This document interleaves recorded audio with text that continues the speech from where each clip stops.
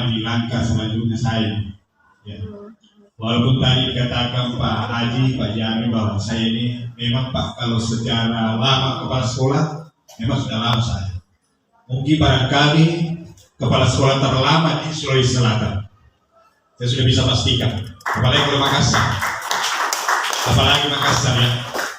Saya terus terang sudah hampir 17 tahun kepala SMA di 6 sekolah sampai hari ini. Di Bangka 3, di Makassar 3. Ya, cuma terus terang Bapak Ibu, di sekolah-sekolah yang saya tempati itu adalah sekolah-sekolah ya ada 80% sekolah 3T. 3T. Jadi saya harus mengakui bahwa silakan Ibu Hanifah ini menyerahkan masih ada hari Senin itu salah tadi kalau habis.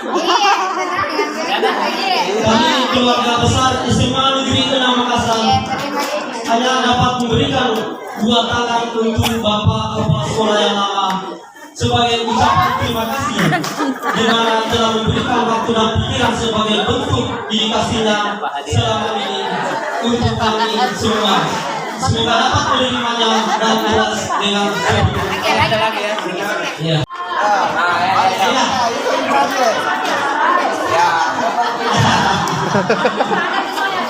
Sama ibu kita, Pak. Sama ibu kita. Suap. Sebentar kita tunggu pacar dulu. Duduk sama dulu.